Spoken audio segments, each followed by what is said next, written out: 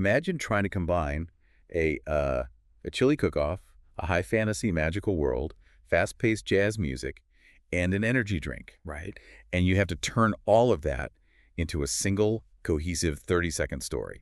Oh, and you have exactly 1 hour to do it from scratch. With zero scripts. Zero script. Yeah. Just a blank page and a ticking clock. Welcome to the deep dive. Ah. I mean, today we are looking at what is basically a masterclass in high-pressure creativity. Yeah, it really is. We're dissecting an excerpt from a comedy-based improv game show called The Ad Challenge. Have you ever been in a situation with constraints like that? Thankfully, no.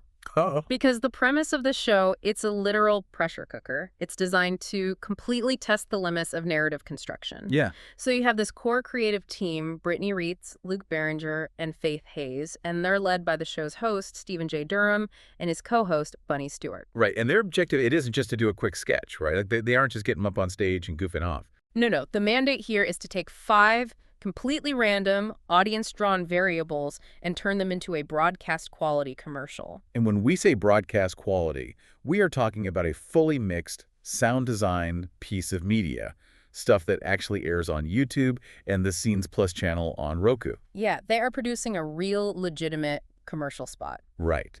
So to kick this whole chaotic process off, they bring in a guest to actually draw the random variables, the things that will dictate the entire hour. And for this particular session, they bring on Buddy Roaming. Which is such a deliberate choice for this kind of environment. Oh, absolutely. If you look at Buddy's background in the Sacramento region, he is the definition of a multi-hyphenate. I mean, he's an actor, he's a comedian, an MC. He hosts the Yeah Buddy podcast. Right? Exactly, the Yeah Buddy podcast, where he interviews local entertainment figures. And he recently directed a film called Almost 30 that's hitting the festival circuit right now. Plus, he does all that nonprofit work. Yeah, right. With Tony Stanuvitz, they run the Wild West Film Festival, which is all cowboys and cowgirls, and the Comedy Cash Cow competition in Vacaville. Which is wild. Yeah, managing fields of 25 stand-up comedians at a time, competing for cash prizes and TV breaks. I mean, just managing 25 stand-up comedians sounds like its own extreme sport. Oh, it's chaos. But how does that specific resume, the podcasting, the directing, the comedy wrangling, how does that actually prime the room for what is about to happen in the Ad Challenge? Well, it all comes down to lateral thinking. Yeah. And pattern recognition. Yeah. Someone who spends their life, directing films one day, interviewing actors the next, and then managing a Wild West festival the day after that, their brain is just wired differently. Wired to connect weird things. Exactly. To find connections between completely disparate data points, which is the foundational skill of improv, you need a catalyst in the room who understands that bizarre constraints, they aren't roadblocks. They're the building blocks. Right. They are the actual building blocks of the scene. So Buddy pulling these tiles, it just sets this tone of rapid-fire adaptability right from the jump. So Buddy steps up to draw the 5 game tiles from the co-host, Bunny. The categories are theme, length, product, event, and musical genre. Right. And I know he pulls fantasy for the theme, 30 seconds for the length, and energy drink for the product. Now, that combination feels, I don't know, relatively manageable. Sure. A magic potion energy drink in a 30-second spot. But what were the final 2 curveballs that completely derailed that straightforward premise? Yeah, this is where the structural integrity of their brains really gets tested. Oh, right. For the event, Buddy pulls a chili cook-off. Oh, man. And for the musical genre, he pulls jazz. It's just so disjointed. It is. So the final equation they have to solve in exactly 60 minutes is a fantasy-themed commercial for an energy drink set at a chili cook-off driven by jazz music. And their reaction, you can hear it on the audio, the immediate reaction is just genuine shock. You hear the team mutter, "Oh, wow," and that is a lot. It's a completely natural reaction. Because, I mean, think about it. Doesn't a ticking 60-minute clock combined with impossible conflicting variables usually just cause creative paralysis? Mostly. Like, if you tell a team at an ad agency to combine dragons, jazz, and chili in an hour, they're going to freeze up and panic. Under normal circumstances, absolutely. Okay.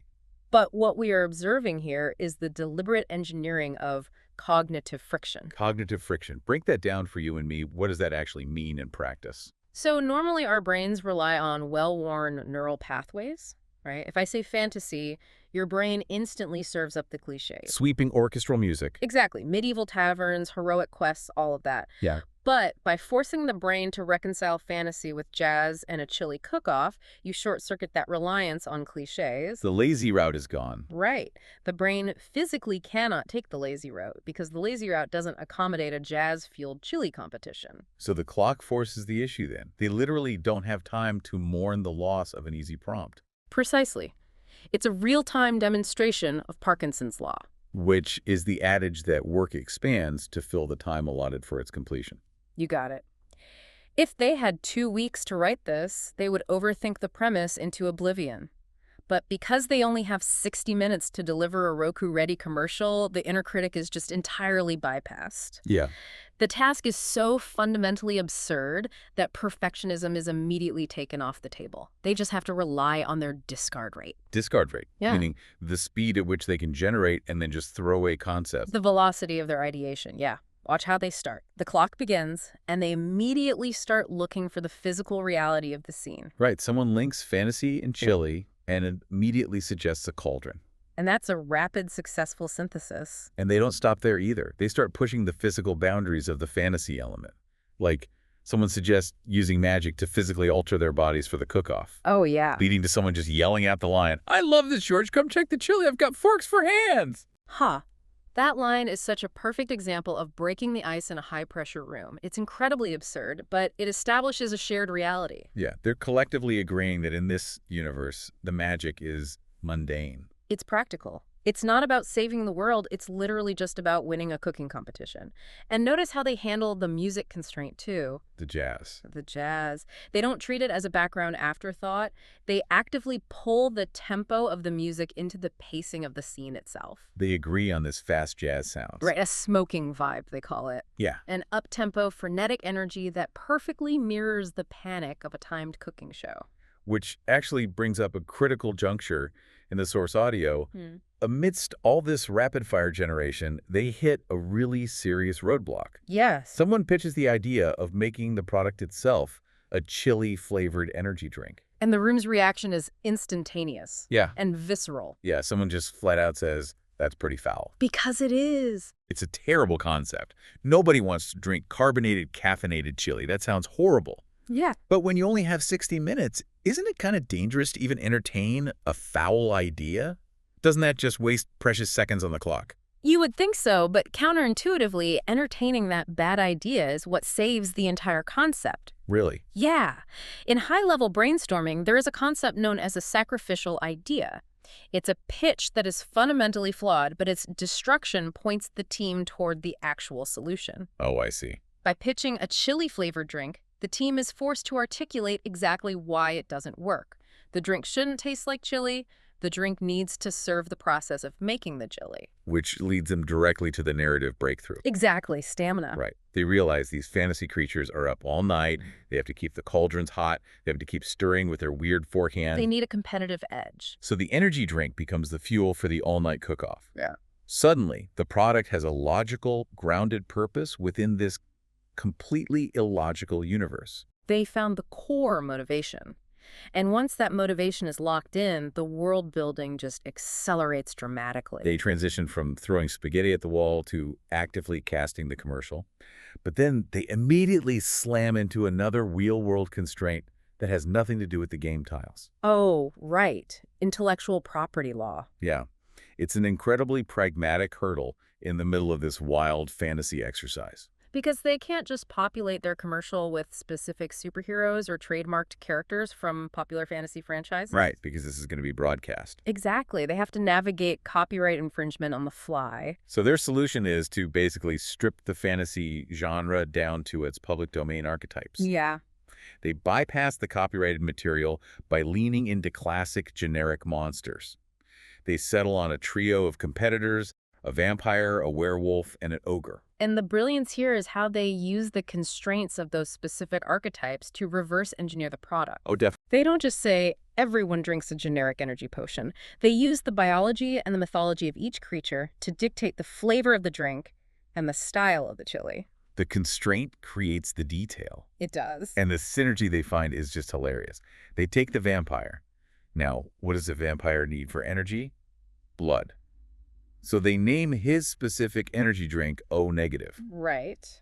And because he's a creature of the night, his entry into the cook-off is a dark chili. It's a completely logical progression applied to an absurd premise. Then they tackle the werewolf. They give the werewolf an energy drink called Howlin' Sunshine. Which is great. And a werewolf is inherently aggressive and volatile, so naturally the werewolf is cooking a violently spicy chili. Right. And then they get to the ogre. And this is where the discard rate and the acceptance of the absurd really peaks. Yeah. They decide the ogre's energy drink is called Swamp Away. And his dish is inevitably swamp chili. Of course it is. The team even has this meta moment in the audio where they acknowledge how gross that is. Someone says, "That sounds terrible," and the immediate response is, "It probably is, but it's funny." Because the reason it's funny is that it possesses internal consistency. The listener, or in this case the viewer, will accept almost any bizarre reality as long as the rules of that reality remain consistent. Right. An ogre drinking Swamp Away to power through cooking a batch of swamp chili, it makes structural sense.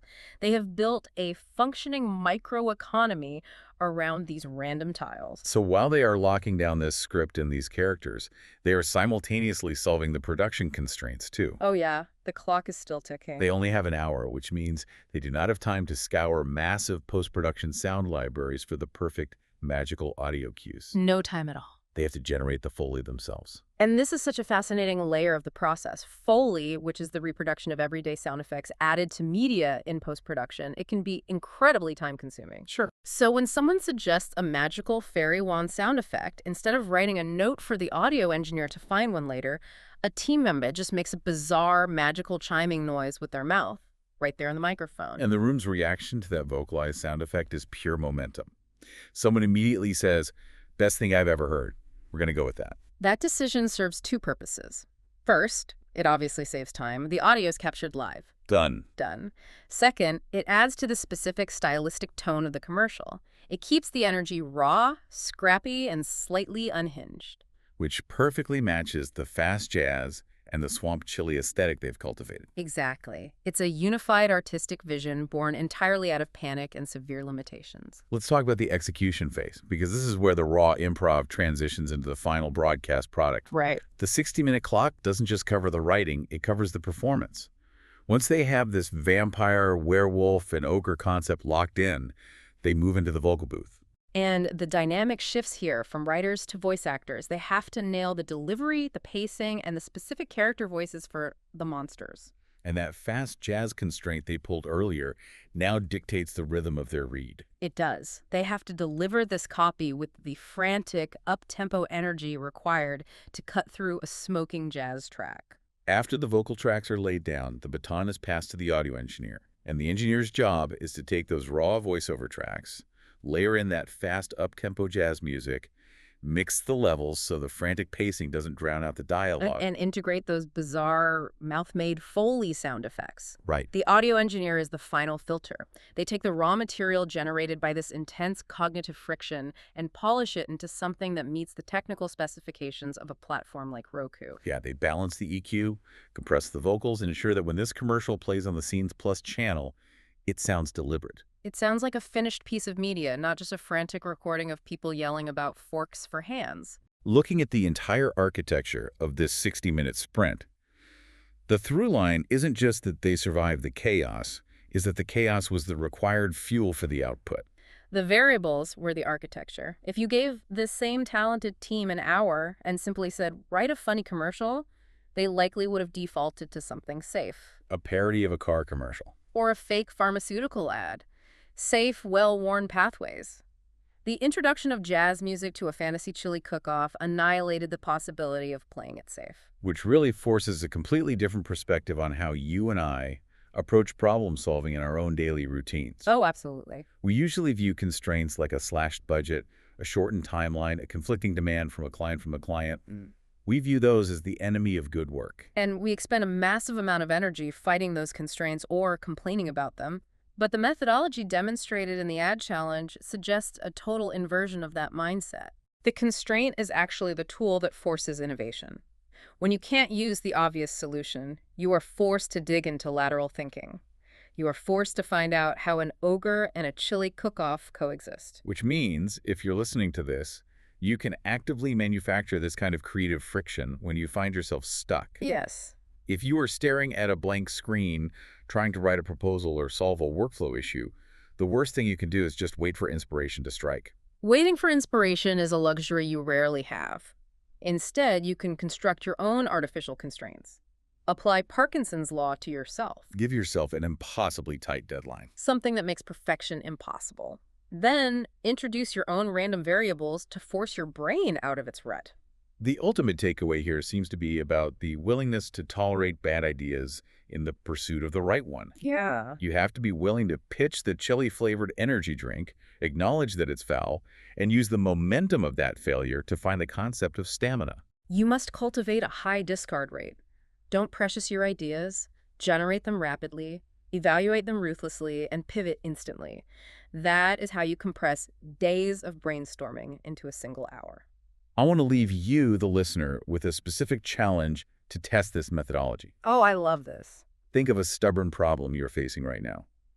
It could be a presentation that feels stale, a logistical bottleneck at work, or a creative project that is just stalled out completely. Got it. Okay, now, artificially induce cognitive friction. Force yourself to outline a solution in the next 15 minutes, and you must somehow incorporate the core functions of 3 entirely random concepts. Okay, let's say a vintage typewriter, a severe thunderstorm, and a skateboard. That sounds ridiculous, and your brain is going to reject the combination immediately. Completely. But let the weird ideas flow. Mm. Don't judge the initial associations. What kind of strange, unexpected swamp chili solution might emerge when you stop relying on your predictable pathways? Embrace the constraints, crank up the fast jazz, and see what kind of magic you can pull out of the chaos. We will see you on the next deep dive.